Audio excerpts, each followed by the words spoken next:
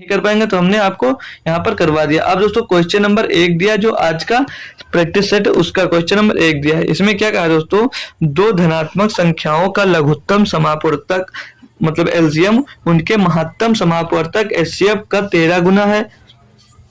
HCF और LCM का योग 252 है। यदि उनमें से एक संख्या 54 है तो दूसरी संख्या ज्ञात कीजिए। तो क्या कोई बच्चा इसको कर सकता है दोस्तों? जो भी देख रहे हो, क्या आप लोग कोई इसमें से इसको कर सकता है दोस्तों? तो जो क्वेश्चन में कहा गया हमसे वो सेम प्रोसेस आप करते जाइए और आपका क्वेश्चन लगता जाएगा। बोल रहा है क्या दोस्तों, दो धनात्मक संख्याओं का एलसीएम उनके एचसीएफ का 13 गुना है। मतलब जो एलसीएम है दोस्तों, कलर चेंज करते हैं, ये जो एलसीएम इसका दिया है दोस्तों, कोई धनात्मक संख्या उनका जो एलसीएम बोल रहा है, एलसीएम किसके बराबर है? जो दोस्तों एचसीएफ है, जो एचसीएफ है, जो एचसीएफ है दोस्तों उसका 13 गुना है एलसीएम इसका। ठीक, यहाँ तक समझ में आ गया दोस्तों। और इसके बराबर अब क्या आएगा दोस्तों, अब और आगे बोल रहा है क्वेश्चन में कि एचसीएफ और एलसीएम का योग 252 है। मतलब एलसीएम और एचसीएफ का योग बता रहा है दोस्तों वो कि कितना है दोस्तों, एलसीएम और एचसीएफ का योग बता रहा है 252 दिया गया है।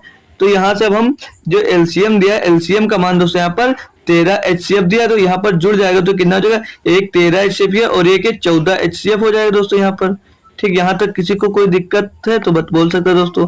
ठीक, 14 एचसीएफ हो जाएगा तो 14 एचसीएफ बराबर 252 दिया गया। अब इसको जो हम दोस्तों सॉल्व करते हैं तो 14 से इसको अगर डिवाइड करते हैं तो 14 एकन्नम 14 बचा कितना यहाँ पर 11 हो गया कि ना 112, तो 14 अट्ठे 112, यानी एचसीएफ की वैल्यू यहाँ से आपको क्या मिल गई दोस्तों, जो एचसीएफ की वैल्यू मिल जाएगी यहाँ से आपको 18 मिल जाएगी। एचसीएफ की वैल्यू आपको मिल जाएगी कितनी, 18। तो जब एचसीएफ की वैल्यू आपको 18 मिल गई तो यहाँ से क्या आप लोग एलसीएम की वैल्यू नहीं निकाल सकते? क्या करेंगे, 13 और मल्टीप्लाई में दोस्तों 18 हम कर देंगे तो एलसीएम निकल आ जाएगा हमारा। तो क्या अब इस साइड में देख लेंगे हम, तो 13 अट्ठे 104, या 18 थे 54, 54 के 4 हंसिला 5, 18 कम 18 5 23, कितना जाएगा दोस्तों, 18 5 23, 200, 18 5 23, 234। ये क्या आ गया दोस्तों, ये एलसीएम आ गया। और एचसीएफ हमारा कितना दिया था दोस्तों, यहाँ पर 18 दिया था, एचसीएफ 18 निकल गया। इसमें पूछ क्या रहा दोस्तों, ये 18 मिल गई, ये हमारा एलसीएम मिल गया और एचसीएफ हमको 18 मिल गया। अब बोला यदि उनमें से एक संख्या 54 है तो दूसरी संख्या ज्ञात कीजिए। तो हम लोगों ने फार्मूला पढ़ा दोस्तों, HCF into LCM, HCF into LCM. सब लोग कमेंट करें अगर ये फार्मूला आपको याद हो तो, एलसीएम और एचसीएफ का कि एक संख्या दी हो तो दूसरी संख्या कैसे निकालते हैं, या एक एलसीएम दिया हो तो एचसीएफ कैसे निकालते हैं, सब लोग कमेंट करिए। दिया HCF into LCM is equal to क्या होता है दोस्तों, first number into second number, ये हमारा दोस्तों फार्मूला होता है। तो हमें एचसीएफ कितना दिया दोस्तों, एचसीएफ दिया 18 और वो क्या करें एलसीएम कितना आ गया हमारा दोस्तों 324 आ गया है। और बराबर में पहली संख्या हमको दे रहा है 54, तो दूसरी संख्या हमसे बोल रहा है कि आप लोग निकाल कर हमें यहाँ पर दिखाइए। तो क्या दिक्कत है आप लोगों को इसमें, कौन इसे नहीं कर सकता, सब लोग कर सकते दोस्तों। 18 एकन्नम 18, 18 3 54 और 3 से कटेगा दोस्तों, 3 एकन्नम 3 0 लगेगा, 3 अट्ठे 24, यानी कि जो दूसरी संख्या दोस्तों हमको मिल जाएगी। एक मिनट दोस्तों, क्वेश्चन चेंज हुआ हमारा। तो दूसरी संख्या हमारी यहाँ से क्या मिल जाएगी दोस्तों, 108 मिल जाएगी। 108 आपको, एक मिनट दोस्तों, कुछ ये दोस्तों जो 324 लिख दें इसीलिए हमारा आंसर मैच नहीं हो रहा। तो जो 324 दिया दोस्तों इसके लिए 234 आया था, हम थोड़ा सा उल्टा लिख दिया इसको। ठीक है, यहाँ पर कितना दोस्तों 234 आएगा। ठीक है, इसीलिए थोड़ा आंसर 108 आ रहा है, वही हम समझ रहे हैं ऑप्शन से बाहर कैसे जा रहा है हमारा आंसर। ठीक है, यहाँ पर जो दिया था हम उसे लिखते 234 को 324 गलती से लिख दिया। ठीक है, तो इसको हम करते हैं क्या, 234 दिया दोस्तों, ये हमको दिया था 234। अब 234 को जब हम लोग दोस्तों 3 से काटते हैं तो क्या मिलेगा हमको, वो देखते हैं। तो 3 सत्ते 21, 3 अट्ठे 24, यानी कि दूसरी संख्या हमको दोस्तों यहाँ से कितनी मिल जाएगी, 78। दूसरी संख्या हमको मिल जाएगी दोस्तों 78। थोड़ा सा मिस्टेक हो गया था दोस्तों, वहां पर 234 की जगह पे हमने 324 लिख दिया था। ये ऑप्शन नंबर दोस्तों बी आ जाएगा, यानी कि दूसरी संख्या जो मिलेगी आपको वो दूसरी संख्या दोस्तों इसमें की मिल जाएगी क्या, दूसरी संख्या 78 हो जाएगी। आई होप दोस्तों क्वेश्चन एलसीएम एंड एचसीएफ का बहुत ही बेहतरीन क्वेश्चन था दोस्तों, और सभी लोगों को ये समझ में आ गया होगा। तो हम क्या बढ़ सकते हैं दोस्तों अपने क्वेश्चन नंबर 2 की तरफ। ठीक है, तो बढ़ते हैं क्वेश्चन नंबर 2 की तरफ, देखते हैं उसमें क्या दिया गया है दोस्तों। ये सिंप्लीफिकेशन का क्वेश्चन है दोस्तों। बोल रहा 5/8 फिर लगा ऑफ 184 गुणे 15 भागे 5 प्लस के बराबर 513 भाग 9 प्लस 435। Then find the value of K, मतलब के की वैल्यू यहाँ से हमको निकाल कर दिखाना है। तो क्या दिया दोस्तों 5/8। तो पहले क्या सॉल्व होता है दोस्तों, पहले हमारा ऑफ सॉल्व होता है, लगभग सभी को यह बात पता है दोस्तों। पहले हमारा सॉल्व होता है दोस्तों ऑफ, तो 184 फिर गुणे में दिया 15, तो 5 इतने 15, यहाँ पर 3 आ जाएगा और यहाँ पर प्लस में के आ जाएगा। बराबर में दोस्तों इसको 9 से जब डिवाइड करते हैं तो 9 त्रिक 27, 9 बचे 45, 9 बचे 45 और यहाँ पे बचेगा कितना 6 हो गया 63, 9 सते 63 प्लस में दिया आपको 435। यहाँ तक कोई दिक्कत हो किसी को तो बोल सकता है। ठीक है, फिर अब इसको अगर 8 से काटते हैं तो 8 दूनी 16, 8 का नाम 8, 8 दूनी 16, 8 3 24 और 23 बच्चे 115 हो जाएगा। 115 गुणे दोस्तों 3 प्लस में दिया के बराबर में इसको जोड़ेंगे जब हम तो 7 5 12 के 2 हासिल आएगा 1 और 5 में 3 जुड़ेगा 8 हो जाएगा, 8 और 1 9 हो जाएगा, पीछे 4 का 4 यानी कि 492 यहाँ पर मिल जाएगा। अब दोस्तों के बराबर जो आएगा ये 492 में इसका मल्टीप्लाई करेंगे तो 115 क्या होता है दोस्तों 345। 345 इसमें से घटाएंगे हमारा के का मान मिल जाएगा। तो 2 है यानी क्या 12 हो जाएगा, 12 में 5 जाएगा बचेगा 7 दोस्तों। फिर यहाँ पे बचा 8, 8 से 4 जाएगा तो बचेगा 4, फिर यहाँ पर 3 बचा, 4 बचा, 4 से 3 जाएगा बचा 1, यानी कि जो नंबर मिलेगा हमें वो सॉल्व करने के बाद 147 आएगा। ऑप्शन नंबर डी आपका यहाँ पर एकदम सही जवाब दोस्तों हो जाएगा। क्वेश्चन नंबर 2 भी आपका कंप्लीट हुआ। बढ़ते हैं क्वेश्चन नंबर दोस्तों हम 3 की तरफ। बोल रहा है इसमें निम्नलिखित में से कौन सी संख्या 33 से विभाज्य नहीं है। दोस्तों 33 से वही संख्या विभाज्य होगी जो मतलब इसमें नहीं है पूछ रहा है, ये मत सोच लेना कि ये है पूछ रहा है, नहीं है बोल रहा है। तो हम 33 का पहाड़ा तो सभी को याद नहीं होता, तो हम चेक कैसे करते हैं 3 गुणे 11 से। तो पहले अगर हम 11 का ही मल्टीपल देखना चाहेंगे, अगर इसमें हम 11 का मल्टीपल देखें तो 5 2 7 6 1 7, तो ये भी 11 का मल्टीपल दोस्तों है। अब देखेंगे 4 2 6 5 1 6, ये भी दोस्तों 11 का मल्टीपल है। 2 1 3 और 0 1 3 मतलब 3, ये भी मल्टीपल है। तो 1 1 2 9 4 13, 13 माइनस 2 यानी कि 11, तो ये तो सब फल हो गया, मतलब 11 से तो सब नंबर विभाज्य हैं। अब हम क्या करेंगे 3 का मल्टीपल अगर देखते हैं, 3 का देखेंगे तो 3 का मल्टीपल क्या होता है दोस्तों, उनके संख्या का योग जो अगर 3 से डिवाइड हो जाता है तो वो संख्या 3 से डिवाइड होती है। तो ये क्या है दोस्तों 2 1 3, 3 और 5 8, 8 6 14, यानी कि दोस्तों ये 14 आ रही है। इसका मतलब दोस्तों यही संख्या होगी जो 33 से विभाज्य नहीं होगी। अगली संख्या अगर आप चेक भी करना चाहते हैं तो 2 1 3, 3 और 4 7 और 5 12, ये 3 से विभाज्य है। तो 2 और 1 3 3 6, ये भी 3 से विभाज्य है। 9 1 10 11 4 15, ये भी 3 से विभाज्य है। तो ऑप्शन नंबर ए आपका यहाँ पर एकदम दोस्तों सही जवाब हो जाने वाला। आई होप दोस्तों सभी को ये क्वेश्चन समझ में आ गया होगा दोस्तों। डिविजिबिलिटी रूल पर बेस्ड क्वेश्चन था दोस्तों। बढ़ते हैं क्वेश्चन नंबर 4 की तरफ देखते हैं। तो नेक्स्ट क्वेश्चन हमको दिया है कार्य का मूल 50% की वार्षिक दर से घटता है यदि इसका वर्तमान मूल्य 75,000 है तो 3 वर्ष पहले इसका मूल्य क्या था दोस्तों। तो अगर हम इसका मूल्य पहले मान लें कि 3 साल पहले इसका मूल्य ए था, एक्स ना मानकर ए मान लेते हैं ए था, तो पहले वर्ष अगर 50% दोस्तों घटा तो कितना बचा 1/2 बचा। फिर अगले साल दोस्तों 50% घटा तो 1/2 बचा। मतलब जैसे दोस्तों 50% की जो फ्रैक्शन वैल्यू होती है वो होती है 50/100 यानी कि 1/2। इतना सबको मालूम है, ठीक है। तो वही हम 50 खर्च कर ले रहे हैं तो 50 बच जा रहा है। तो फिर इसमें से 50% घट गया तो फिर एक दिन की 1/2 बचा। बराबर में सब 3 बार घटने के बाद कितना बचा है दोस्तों 75,000 बचा है। इसको जब आप लोग सॉल्व करेंगे दोस्तों तो 2 दूनी 4 दूनी 8, हार जाकर उधर मल्टीप्लाई हो जाएगा, ऊपर 1 1 से गुणा तो 1 ही होगा। तो 75,000 गुणे में दोस्तों 8 आ जाएगा। इसको अगर हम सॉल्व करते हैं तो 8 शून्य 0 8 शून्य 0 8 शून्य 0 8 पंचे 40 के 40 का 0 हासिल आएगा 4, 8 से 56 और 4 60, कितना हो जाएगा दोस्तों ये हो जाएगा 6 लाख। 6 लाख दोस्तों ऑप्शन नंबर बी में, यानी कि इसका दोस्तों 3 साल पहले कीमत थी जो कार है उसकी 3 साल पहले कीमत थी दोस्तों कितनी, इसकी कीमत थी 6 लाख रुपए। आई होप दोस्तों सभी को क्वेश्चन अच्छे से समझ में आ गया था।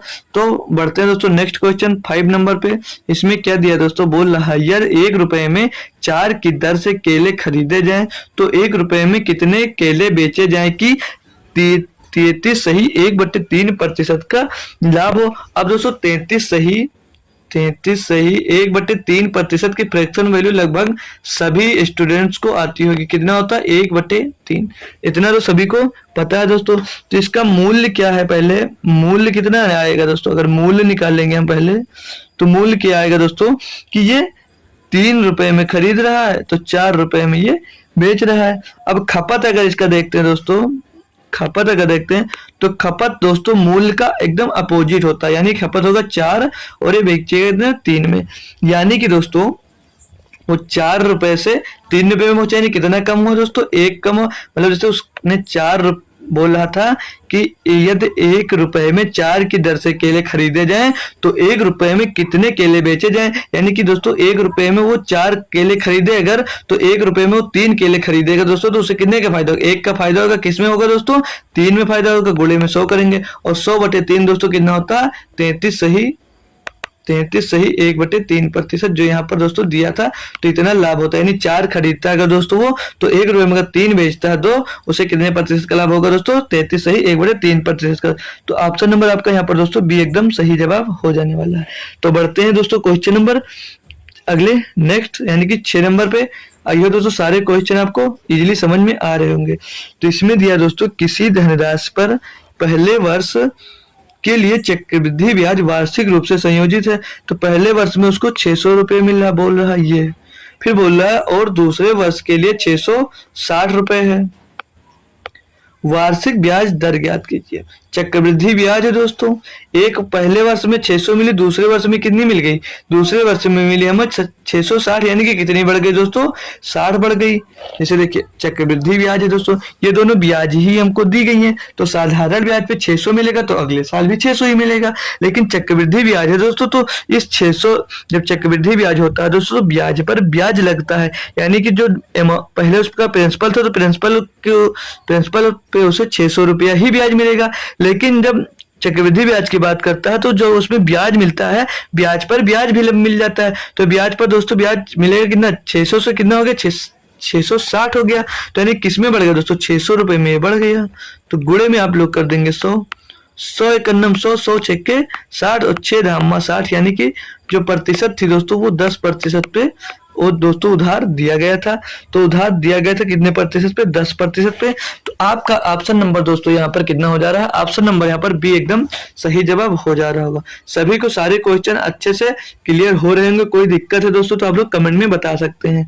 अगली दोस्तों जो अगला क्वेश्चन दिया हमको बोल रहा है क्या कि 3 संख्याओं में से पहली संख्या और दूसरी संख्या का औसत दूसरी संख्या और तीसरी संख्या के औसत से 20 अधिक है, पहली और तीसरी संख्या का बीच का अंतर कितना है।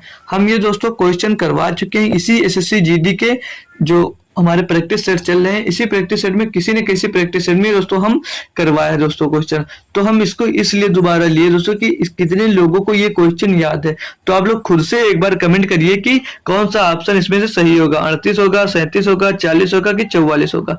तो आपके पास दोस्तों 20 सेकंड है, 20 सेकंड से ज्यादा ये क्वेश्चन दोस्तों नहीं होने वाला है। तो आप लोग इसको सॉल्व कर हमें दोस्तों बताइए कि कैसे इसे आप लोग सॉल्व कर सकते हैं, कितना इसका आंसर आने वाला है। बहुत ही बेहतरीन क्वेश्चन है दोस्तों ये एवरेज का, बल्कि टफ दोस्तों क्वेश्चन नहीं है। अभी आप लोग देखेंगे बस 2 लाइन में इसको हम कैसे करते हैं, इसको करवा चुके हैं दोस्तों। आपको याद होना चाहिए, सभी को कैसे भी करके याद रखना चाहिए कि बहुत ही आसान क्वेश्चन है। तो बोल रहा है, आइए हम करवाते हैं। बोल रहा है 3 संख्याओं में से पहली संख्या और दूसरी संख्या का औसत दूसरी संख्या और तीसरी संख्या के औसत से 20 अधिक है। तो हम अगर संख्या मान लेते हैं, पहली संख्या ए मान ले, ठीक है, हम संख्या मान लेते हैं ए बी सी, 3 संख्याएं मान ली, ये कोई हमने 3 नंबर्स मान लिए। तो बोल रहा है क्वेश्चन में देखिए पहली संख्या और दूसरी संख्या का औसत, तो पहली संख्या और दूसरी संख्या का औसत। औसत दोस्तों होता है जब संख्या का औसत निकालते तो जितनी संख्या होती है उसी संख्या में उसको डिवाइड कर देते हैं। बोल रहा है दूसरी संख्या, और फिर आगे बोल रहा है दूसरी संख्या और तीसरी संख्या के औसत से 20 अधिक है। मतलब जो ये दूसरी संख्या b है, तीसरी संख्या c है, बटे में फिर इसका औसत होगा 2, तो इससे बोल रहा है 20 अधिक है।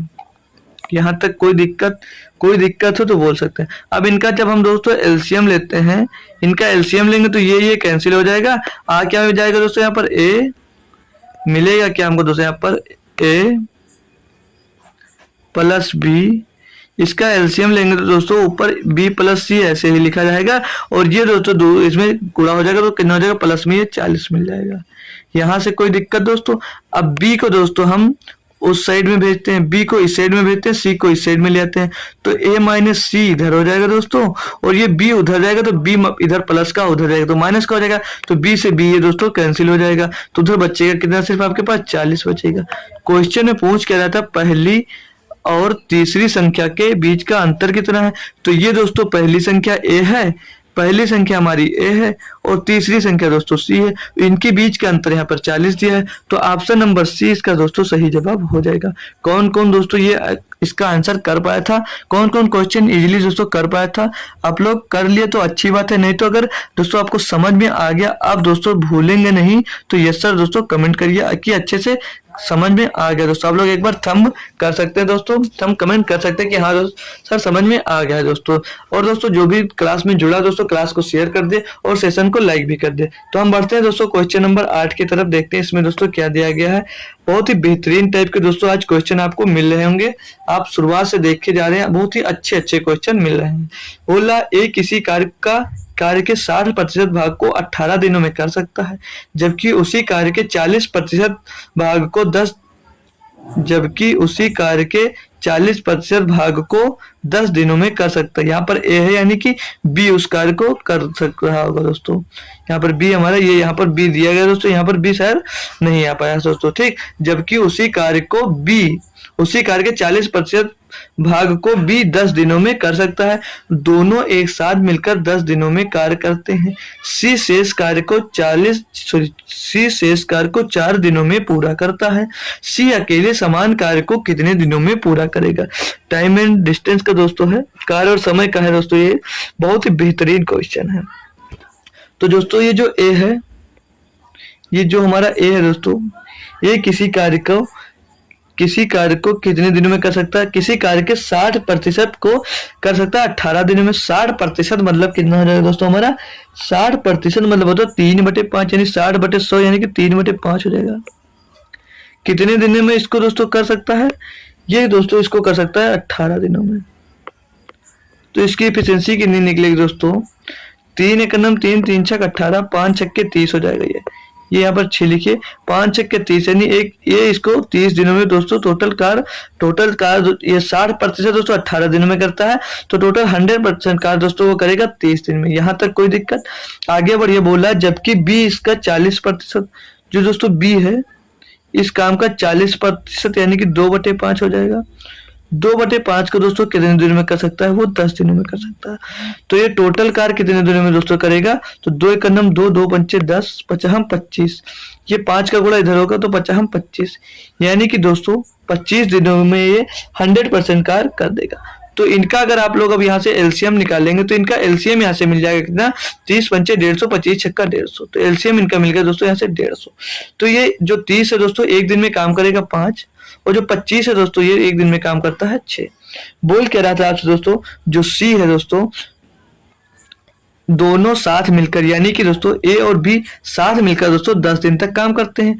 अगर दोस्तों ये 5 और ये 6 यानी ए और बी मिलेंगे तो कितना काम होगा दोस्तों, 11 काम होगा।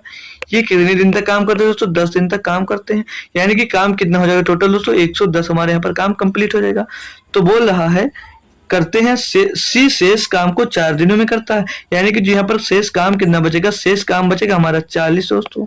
इसको काम करता है दोस्तों कौन, सी शेष काम को 4 दिन में करता है, यानी कि ये टोटल एक दिन में 10 काम कर रहा है। आगे क्वेश्चन पढ़िए, बोल रहा है सी अकेले समान कार्य को कितने दिनों में पूरा करेगा। मतलब जो टोटल कार्य दिया दोस्तों उसको सी कितने दिनों में पूरा करेगा, तो टोटल कार्य दोस्तों यहाँ पर कितना दोस्तों 150। सी एक दिन में कार्य कितना कर रहा है दोस्तों 10, तो इसको कितने दिन में करेगा 10। एक जीरो से एक जीरो कट गया, यानी कि 15 दिनों में जो शेष मतलब टोटल कार्य दोस्तों अगर सी पूरा करता है तो उसे 15 दिनों में दोस्तों टोटल कार्य सी अकेले पूरा कर सकता है। तो ऑप्शन नंबर दोस्तों यहाँ पर बी यानी कि सी की जगह पे दिया है। ऑप्शन नंबर बी इसका एकदम दोस्तों सही जवाब हो जाएगा, यानी कि जो सी है दोस्तों इसको 15 दिनों में अकेले पूरी तरह से दोस्तों समाप्त कर सकता है। आई होप दोस्तों बहुत ही बेहतरीन क्वेश्चन था, आप लोगों को समझ में जरूर आया होगा। बढ़ते हैं दोस्तों क्वेश्चन नंबर 9 की तरफ। इसमें दिया है एक टेप रिकॉर्डर की निर्माण लागत 3500 रुपए है। निर्माता टेप रिकॉर्डर को क्रय मूल्य से 30% अधिक पर अंकित करता है और 5% का लाभ प्राप्त करने के लिए छोड़ देता है। हम यहाँ पर दोस्तों 35% का यूज ही नहीं करेंगे, जो 35% उसने दिया हम उसको यूज ही नहीं करेंगे, हम यहाँ पर इसको 100% मानेंगे। उसकी कॉस्ट प्राइस हो गई 100%।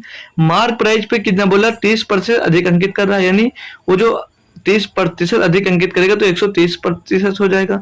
जो बोल रहा है 5% लाभ पर बेचना चाह रहा है, यानी कि 5% लाभ यानी 105 में बेचना चाह रहा है, तो उसकी सेलिंग प्राइस दोस्तों यहाँ पर कितनी हो गई, जो सेलिंग प्राइस हो जाएगी वो 105 हो जाएगी। तो बोल रहा है करने के लिए छूट देता है, तो छूट प्रतिशत यानी दोस्तों 130 से 105 में बेचने लगे, कितने कम में बेचने लगे दोस्तों 25 में कम बेचने लगे। कितने में 25 का छूट दिया दोस्तों 130 में 25 का छूट दिया, गुणे में 100।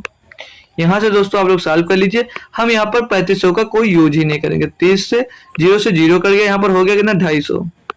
250 बटे 13, 250 बटे 13 यानी कि 13 एक नम 13 बचा 12 हो गया 120, 13 9 117, 19 के टर्म में दोस्तों एक आंसर डी है, सिर्फ डी को ऑप्शन सीधे टिक करिए, बढ़ जाइए आगे दोस्तों। इसका आंसर नंबर डी एकदम सही जवाब था।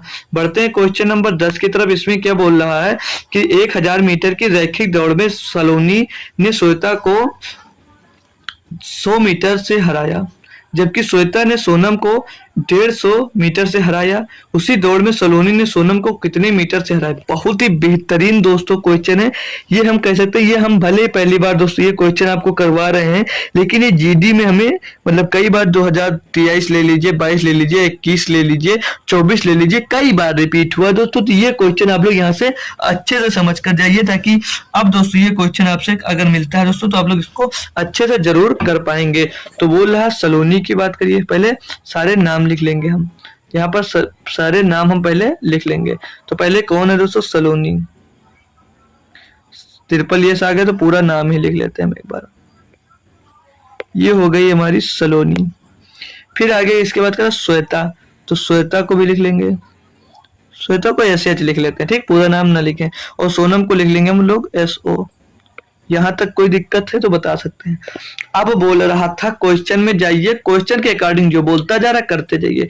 1000 मीटर की रैखिक दौड़ में सलोनी ने श्वेता को 100 मीटर से हराया, यानी कि सलोनी जब जीती तो यानी कि वो 1000 मीटर टोटल दौड़ी हुई, और जो दोस्तों सलोनी थी जो श्वेता थी वो 100 मीटर से हार गई, यानी कि 900 मीटर तक ही पहुंची होगी, तभी तो 100 मीटर से हार गई। फिर आगे बोल रहा है दोस्तों हराया, जबकि श्वेता ने सोनम को 150 मीटर से हराया। मतलब सोनम ने 150 मीटर से हराई, कि सोनम फिर टोटल वो अगर 1000 पहुंच गई थी तो जो सोनम को हराई यानी कि 150 मीटर पहले हरा दी, यानी कि वो 850 मीटर ही पहुंची होगी। यहाँ तक कोई दिक्कत आपको दोस्तों, कोई दिक्कत नहीं होगी। अब हम बढ़ते हैं आगे दोस्तों। अब यहाँ पे दोस्तों जब इनका रेशियो निकालते हैं तो रेशियो निकालने से पहले हम इसको सॉल्व कर लेते हैं। ये 2 0 से 2 0 यहाँ पर कर जाएगा, और ये दोस्तों यहाँ से ये 1 0 से 1 0 करेगा, 5 से काटेंगे दोस्तों ये 20 बार जाएगा, और 5 से काटेंगे इसको ये 17 बार जाएगा। अब हम इसको भरते कैसे दोस्तों, इसके बगल वाले से भरते थे, तो यहाँ पे बगल में बचा कितना दोस्तों 9, और इसके बगल में दोस्तों बचा कितना, इसके बगल में बच रहा है 20। अब इनका दोस्तों सभी का इनका सभी का दोस्तों जब हम रेशियो लेंगे तो क्या रेशियो हो जाएगा 20 200 मिल जाएगा। सलोनी का रेशियो, श्वेता का रेशियो कितना आएगा 20 9 180 आएगा, और सोनम का रेशियो आएगा 17 9 153। अब क्वेश्चन में बोल क्या रहा है कि उसी दौड़ में सलोनी ने सोनम को कितने मीटर से हराया। जो सलोनी है दोस्तों ये सोनम को कितने मीटर से हराया, तो 200 है वो 153 यानी 47 से हरा दिया दोस्तों। कितने में हराया दोस्तों 200 मीटर सलोनी ने भाग लिया था, और कितने मीटर की टोटल दौड़ थी उसको इसमें यहाँ पर गुणा कर देंगे। 1000 मीटर की टोटल दौड़ थी। अब इसको सॉल्व करेंगे, 200 एक नम 200, 200 पंचे 1000, 5 से इसको भाग करेंगे तो 47 पंचे होता है दोस्तों 235 मीटर। यानी कि दोस्तों जो सलोनी थी वो सोनम को दोस्तों 235 मीटर से हरा दिया। तो ऑप्शन नंबर ए यहाँ पर एकदम सही जवाब हो जाएगा। कोई क्वेश्चन मिले सेम क्वेश्चन इसी पर आधारित दोस्तों क्वेश्चन आपको देखने को मिल सकता है 2025 में जो एग्जाम्स इसके होने वाले हैं। हम दोस्तों कह सकते हैं 90% चांसेस दोस्तों इस टाइप का क्वेश्चन आपको मिल सकता है। दोस्तों क्वेश्चन अच्छा था दोस्तों, आपको बहुत ही बेहतरीन तरीके से हमने सॉल्व कराया। डेली दोस्तों हम आपके लिए नए नए क्वेश्चन लेकर आ रहे हैं दोस्तों। भले ही आपके प्रीवियस ईयर क्वेश्चन है दोस्तों, लेकिन शायद हम आशा कर सकते हैं शायद इस टाइप के क्वेश्चन आपको कहीं पर कराए जा रहे हो। तो दोस्तों क्वेश्चन नंबर 11 में दिया किसी व्यापार में ए और बी का निवेश का अनुपात 7:5 है और वर्ष के अंत में उनके लाभ का अनुपात 2:5 है। यदि ए ने अपनी धनराशि का निवेश 6 महीने के लिए किया था तो बी ने अपनी धनराशि का निवेश कितनी अवधि महीनों के लिए किया था। बहुत ही बेहतरीन क्वेश्चन है इसको, लेकिन सब लोग दोस्तों लगभग कर पाएंगे, कोई इसमें टफ क्वेश्चन नहीं है। क्वेश्चन नंबर 11 दिया, तो करते हैं दोस्तों पहले ए बी का निवेश देख लेते हैं हम। ये ए दिया दोस्तों और यहाँ पर ये बी है, तो इनका निवेश देखेंगे हम। जो निवेश है दोस्तों, इनका निवेश क्या दिया, ध्यान से देखिए इनका निवेश। तो निवेश किस अनुपात में कर रहे हैं, ये निवेश दोस्तों 7:5 में कर रहे हैं। ठीक है, यहाँ तक कोई दिक्कत नहीं होगी सभी को। निवेश 7:5 में कर रहे हैं। फिर बोल क्या रहा है दोस्तों, उनके लाभ का अनुपात 2:5 है। यदि ए ने अपनी धनराशि 6 महीने के लिए निवेश के लिए किया था तो बी ने, मतलब निवेश समय देख लेंगे, समय क्या दे रहा है यहाँ पर, जो समय दे रहा है दोस्तों, समय दे रहा है वो ए के लिए 6 महीने दे रहा है और बी का ज्ञात करना है, तो बी को आप लोग एक्स मान लीजिए। ठीक, यहाँ तक समझ में आया। अब दोस्तों जो लाभ प्रतिशत हमारा निकलता है, तो लाभ निवेश और समय का गुणा करने पर निकलता है। तो 7×42 यानी 42 उसको लाभ हो रहा होगा और 5 का x से गुणा होगा तो 5x यानी b को लाभ हो रहा होगा। तो इनका अनुपात है यानी कि 42/5। जो इनका फायदा हुआ मतलब लाभ हुआ तो 42/5 x दिया है। और प्रॉफिट का रेशियो यहाँ पर क्वेश्चन में दिया 2/5।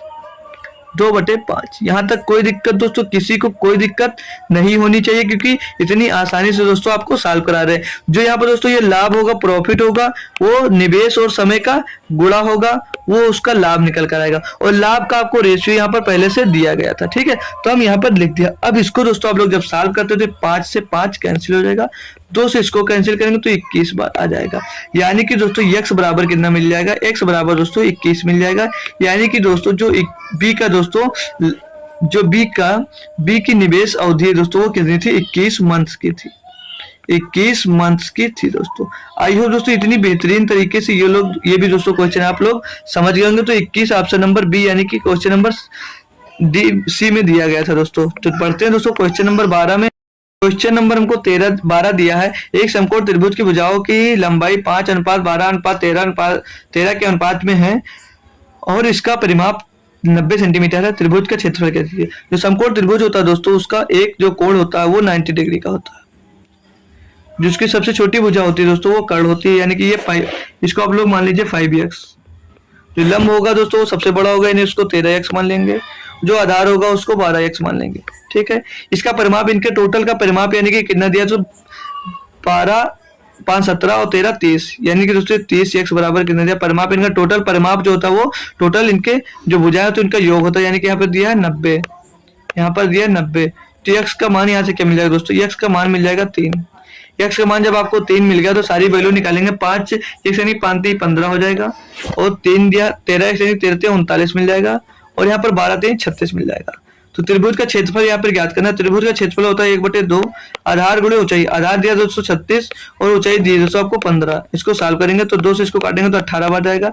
18 का गुणा 15 बार होगा तो 18 पंचे 90, 18 के 18 और 9 18 9 27 यानी कि 270 निकल कर आ जाएगा। इनका त्रिभुज का क्षेत्रफल कितना होगा 270। ऑप्शन नंबर सी आपका एकदम सही जवाब है। सभी लोग समझ गए होंगे क्वेश्चन। क्वेश्चन नंबर 13 में क्या दिया गया समझिए आप लोग।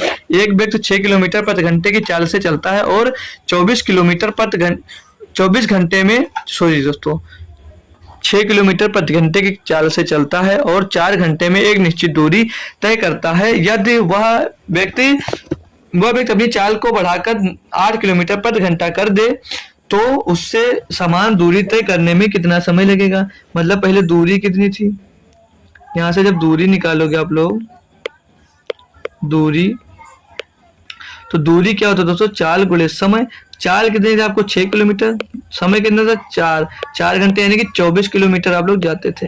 तो बोल रहा जब दोस्तों आप 8 किलोमीटर प्रति घंटे की गति से जाने लगे, तो जब समय निकालेंगे आप 8 किलोमीटर प्रति घंटे की गति से, घंटा मतलब जो आपकी गति है वो बढ़ाकर 6 से 8 किलोमीटर प्रति घंटा कर दे, तो उसे समान दूरी तय करने में कितना समय लगेगा। तो समय निकालना है क्या, समय बराबर क्या दोस्तों, दूरी बटे चाल।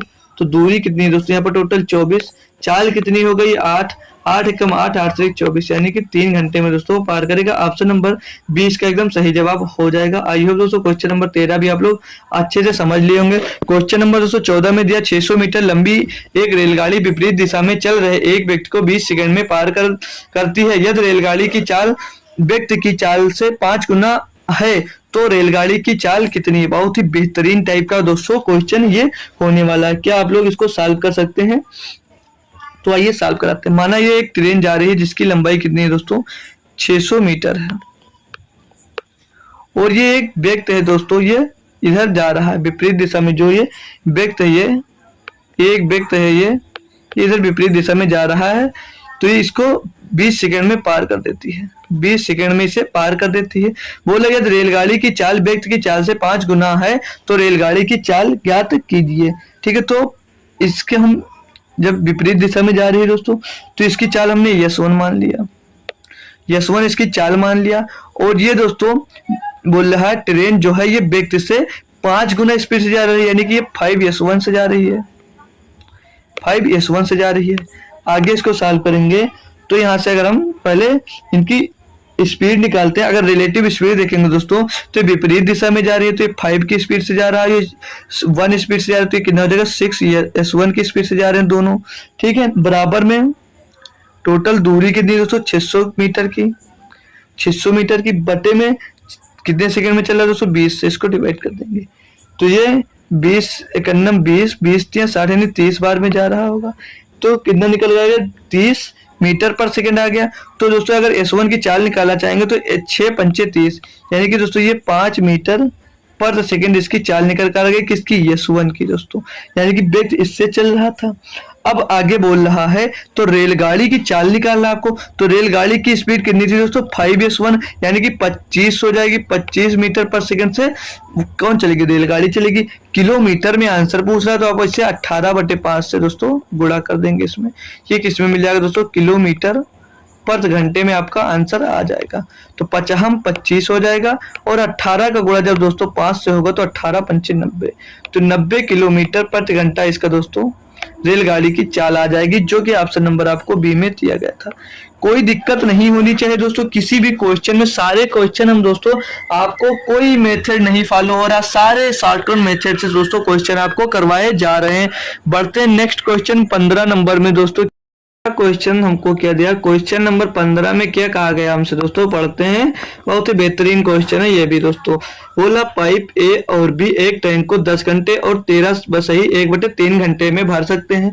पाइप सी एक निकासी पाइप है, जब तीनों पाइपों को एक साथ खोला जाता है तो टैंक 8 घंटे में भर जाता है। पाइप सी अकेले टैंक के 25% भाग को कितने घंटे में खाली करेगा। बहुत ही दोस्तों बढ़िया क्वेश्चन इसको कह सकते हैं हम। ठीक है, 25% बोल रहा, पूरा खाली करने को नहीं बोल रहा, या मत गलत कर देना, पूरा मत खाली करने लगना, नहीं तो क्वेश्चन आपका गलत हो जाएगा आंसर निकालने के बाद भी। पढ़ते हैं दोस्तों, बोल रहा है क्या, ए एक सी को कितनी देर में भरता है दोस्तों, ए भरता है दोस्तों 10 घंटे में। जो बी है दोस्तों इसको भरता है 13 सही 1/3 घंटे, यानी कि 13 3 39 1 40/3 घंटे में। ठीक, यहां तक समझ में आया। अब बोल रहा जब तीनों पाइप एक साथ खोला जाता है, ए बी और सी दोस्तों निकासी पाइप तो माइनस लगा देते तो कितनी देर में भर देता है दोस्तों 8 घंटे में। इन सभी का एलसीएम कौन निकाल कर दिखाएगा सबसे पहले दोस्तों, इन सभी का एलसीएम सब लोग कमेंट करिए दोस्तों, 5 सेकंड के अंदर इन सभी का एलसीएम आप लोग कमेंट करिए, कौन कौन इसका एलसीएम निकाल सकता है दोस्तों, कमेंट करिए दोस्तों तुरंत। इसका एलसीएम जो भी निकाल सकता है इसका एलसीएम एक बार सब लोग कमेंट करिए जल्दी से, इसका जो दोस्तों एलसीएम होगा वो कमेंट करिए। तो इसका एलसीएम दोस्तों हम बता दें आपको क्या होगा, कमेंट कर दिया जो बहुत ही अच्छी बात है। इसका एलसीएम दोस्तों हो जाएगा 40, इसका एलसीएम दोस्तों हो जाएगा 40, अब इन सभी का जब हम लोग एफिशिएंसी दोस्तों निकालेंगे तो क्या आएगा, 10 चौक 40, यानी ए 1 घंटे में 4 काम करता है। और 40/3, 40/3 का एफिशिएंसी कैसे निकालते हैं, इसको 40/3 लिखते हैं, तो ये 3 ऊपर गुणा हो जाएगा, तो 40 से 40 कट जाएगा, तो कितना 1 × 3 यानी कि 3 आ जाएगा। तो बी है दोस्तों 1 घंटे में कितना भरता है, 3 भरता है। ये 4 और बी 1 घंटे में 3 भरता है। और जो ये सी निकल कर आएगा, मतलब ए बी सी टोटल 8 पंचे 40, यानी ये 5 काम करते हैं। तो दोस्तों यहाँ से देखेंगे जो ए है वो 4 भरता है, ए जो है दोस्तों इधर देख लेंगे, जो ए है दोस्तों वो 4 भरता है, और जो बी है दोस्तों वो 3 भरता है, और प्लस में सी, मतलब माइनस का ये सी दिया है दोस्तों, प्लस में सी लिखिए, हमारे सी खाली कर रहा है। और ये तीनों मिलकर टोटल काम कितना कर रहे हैं, 5 कर रहे हैं, यानी कि दोस्तों ये 7 भर रहे हैं, और भर कितना रहा टंकी 5, यानी कि दोस्तों ये जो सी है दोस्तों ये 2 खाली कर दे रहा है। जो सी की मान आ जाएगा यहाँ पर कितना दोस्तों, सी भर कितना मान आ जाएगा 2।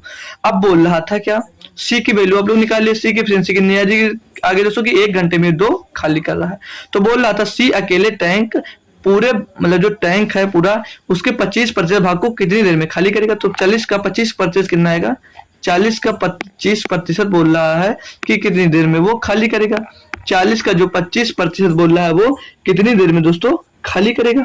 तो 40 का 25% जो निकलेगा, 25 × 25, 25 चौके 100, 4 धामा 40, यानी कि 10 लीटर को कितनी देर में खाली करेगा। तो बट्टे में 2 आ जाए, यानी कि वो 2 पंचे 10, 5 घंटे में दोस्तों उसको वो 25% भाग वो खाली कर देगा। ऑप्शन नंबर 20 का एकदम दोस्तों सही जवाब है।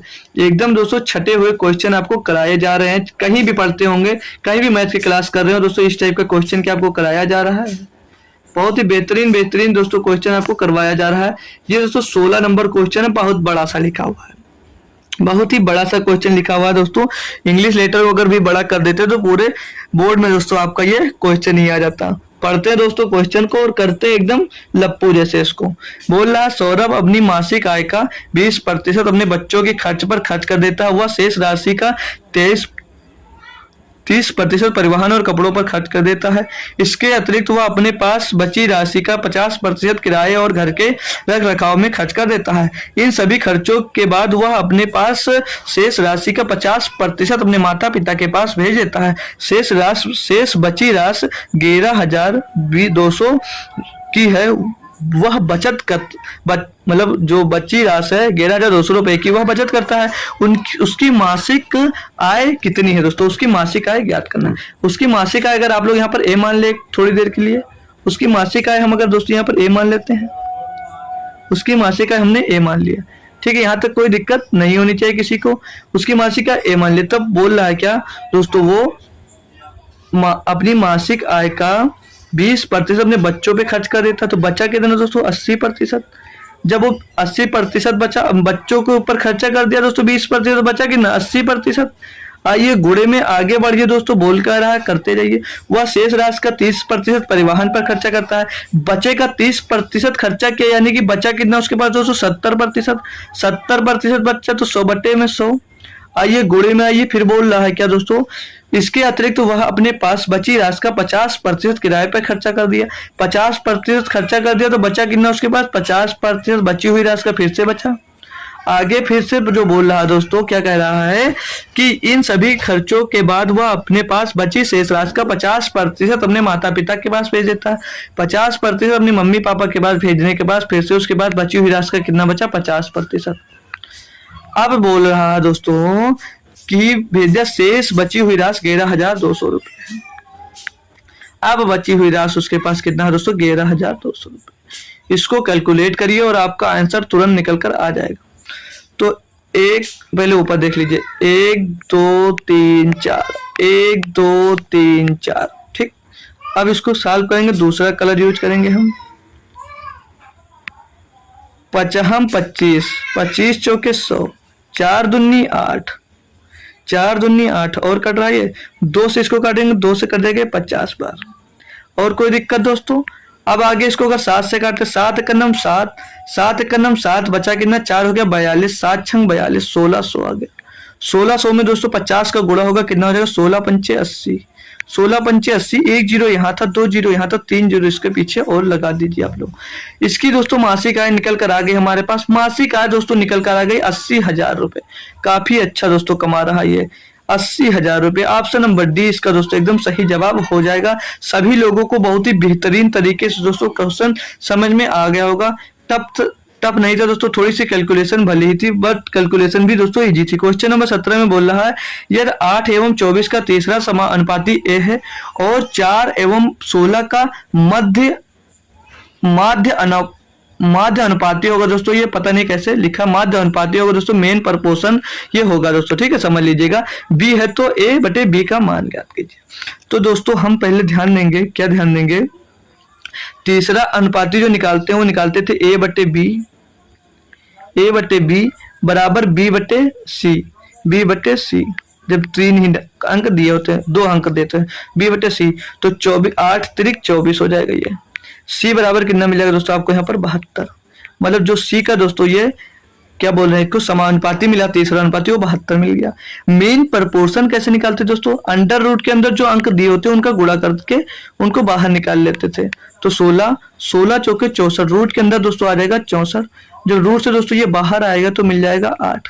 तो ये बी का मान मिल गया कितना दोस्तों, बी का मेन प्रपोर्शन मिल गया 8, और दोस्तों जो सी का तीसरा अनुपाती मिल गया दोस्तों वो मिल गया 72। यानी कि दोस्तों ए बट्टे बी पूछा जा रहा है आपसे, ए बट्टे बी, यानी कि ए कितना मिल गया दोस्तों आपको 72 मिल गया, और जो दोस्तों बी मिल गया वो 8 मिल गया।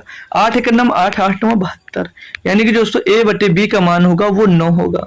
आई होप दोस्तों सभी को बहुत ही बेहतरीन तरीके से क्वेश्चन ये समझ में आ गया होगा। तो बढ़ते हैं दोस्तों क्वेश्चन नंबर 18 की तरफ। क्वेश्चन नंबर 18 में बोला जा रहा है ए ने 6 लाख रुपए में 150 ग्राम सोना खरीदा, 6% मेकिंग चार्ज दिया, तो 6% लाभ प्राप्त करने के लिए प्रति 10 ग्राम विक्रय मूल्य क्या होना चाहिए। बहुत ही बढ़िया दोस्तों क्वेश्चन दिया है, बट टफ नहीं कहेंगे इसको हम दोस्तों, इसको टफ नहीं बोल सकते। तो बोल रहा है क्या दोस्तों, 150 ग्राम सोने का कीमत कितना दोस्तों, काफी महंगा है क्वेश्चन, काफी महंगा दोस्तों सोना है। 150 ग्राम का दोस्तों जो वैल्यू दे रखी है वो 6 लाख रुपए दे रखी है।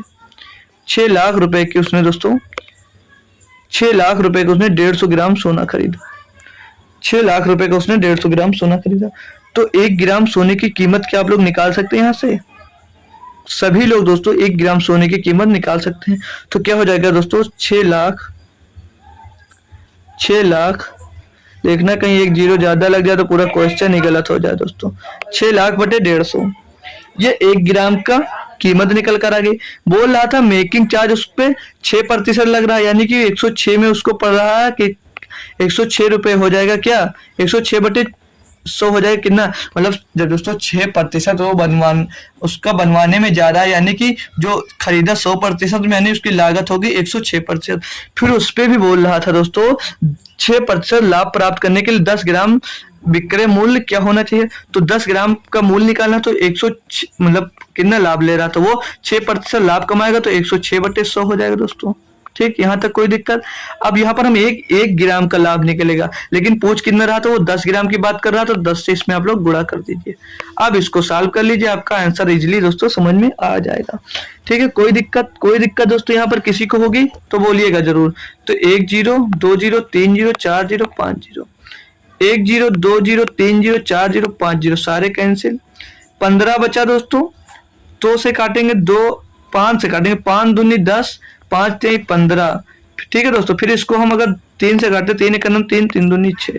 अब 2 गुणे 106, तो 106 का स्क्वायर कितने लोगों को निकालना आता है, कितने लोगों को आता है स्क्वायर निकालना दोस्तों, कितने लोगों को स्क्वायर निकालना आता है। 100 बेस मेथड है, 106 का निकालना, 100 से कितना ज्यादा 6, तो इसमें 6 जोड़ देंगे तो कितना हो जाएगा दोस्तों 112, और 6 का स्क्वायर कितना हो जाएगा 136 दोस्तों हो जाएगा, सॉरी 36 हो जाएगा 6 का स्क्वायर। और यहाँ पर बचा 2 का गुणा 2 में होगा, हो जाएगा 4। अब यहाँ पर 4 से इसको मल्टीप्लाई कर दीजिए, इसका आंसर आएगा 4 छंग 24 के 4, हसीला है दोस्तों कितना 2, 4 3 12 2 14 के 4, हसीला है दोस्तों 1, 4 3 12 13 के 3, हसीला है दोस्तों हमारे पास कितना 1, 4 छंग 24 24 के 4, हसीला है 2, 4 3 12 12 का 2, 4 3 12 2 14 के 4, हसीला 1, 4 दूनी 8 और 1 9 होगा, 4 दूनी 8 और 1 9 होगा। फिर 4 एकम 4, 4 एकम 4, यानी कि दोस्तों 10 ग्राम की जो सोने की कीमत होगी वो बनवाई और 6% नफा लेकर मतलब दोस्तों मुनाफा कमा कर दोस्तों लाभ कमाकर 44,944 रुपए होगी। 44,944 रुपए आपको ऑप्शन नंबर बी में दिया गया है। ऑप्शन नंबर बी इसका दोस्तों एकदम सही जवाब हो जाने वाला है। आई होप दोस्तों क्वेश्चन नंबर 18 भी सभी लोगों को अच्छे से समझ में आ गया होगा। क्वेश्चन नंबर 18 का ऑप्शन नंबर दोस्तों बी एकदम सही। और 19 आपको दोस्तों क्या दिया गया है, ध्यान से पढ़िए। बोल रहा 5,000 की धनराशि पर साधारण ब्याज 6 वर्षों में 7,550 हो जाती है। यदि ब्याज दर में 3.5% वृद्धि हो जाती है तो धनराशि कितनी हो जाएगी। मतलब कुछ परसेंट पे जो ब्याज था, मतलब कुछ परसेंट पे राशि थी, वो 6 वर्ष में कितनी हो जाती है, 7,550 रुपए हो जाती दोस्तों। बोल रहा अगर 3.5% उसी पे और बढ़ जाती, मतलब 3.5% अधिक ब्याज दर होती तो धनराशि कितनी हो जाती। तो कितने साल के लिए दे रहा था, 6 साल के लिए। 6 पंचे 30, 6 तरीक 18, 3 21, यानी कि 21% उसे अधिक ब्याज मिल जाता। तो 5,000 का आप लोग 21% निकाल लीजिए, क्या दिक्कत है। 5,000 का जब आप लोग 21% निकाल लेंगे तो कितना मिल जाएगा। 5,000 का 21% निकाल कर उसमें जोड़ दीजिए, 2 जीरो से 2 जीरो खत्म, 21 पंचे 105 और पीछे 1 जीरो आ जाएगा, यानी कि उसे 1,050 रुपए और अधिक ब्याज मिलते। तो टोटल पूछ रहा है कितनी धनराशि हो जाती। तो 0 5 15 से 0 5 1 6 7 1 8, यानी कि उसकी धनराशि हो जाती है दोस्तों 8600 रुपए। ऑप्शन नंबर ए आपका एकदम सही जवाब हो जाएगा दोस्तों। क्वेश्चन नंबर 19 भी आपको समझ में आ गया होगा। पहुंच गए हम दोस्तों क्वेश्चन नंबर 20 की तरफ। मतलब दोस्तों होमवर्क लेकर आज हम 20 क्वेश्चन आज भी दोस्तों सॉल्व किए, तो इसको भी हम आपको देंगे होमवर्क में दोस्तों। देखते हैं दोस्तों आज आप लोग इसका आंसर दोस्तों कमेंट कर पाते हैं कि इसका भी दोस्तों आंसर कमेंट नहीं कर पाते हैं। कल इतना बेहतरीन क्वेश्चन था जिसको आप लोग कमेंट नहीं किए, कोई भी बच्चा कोई भी स्टूडेंट उसका आंसर नहीं दे पाया था। आज देखते हैं दोस्तों इसका आंसर कौन कौन कमेंट करता है। फिर भी दोस्तों हम नहीं कर पाते हो कोई दिक्कत नहीं, हम सीखने के लिए पढ़ रहे हैं दोस्तों। सब लोग सीखने के लिए पढ़ते हैं, तो हम इसको अगले लेक्चर में दोस्तों सीख लेंगे, कोई दिक्कत नहीं है। अगर आप लोग नहीं समझ पा रहे हैं, नहीं कमेंट कर पा रहे हैं दोस्तों, कोई दिक्कत नहीं, हम इसको अगले लेक्चर में जरूर सीख लेंगे। ठीक है दोस्तों।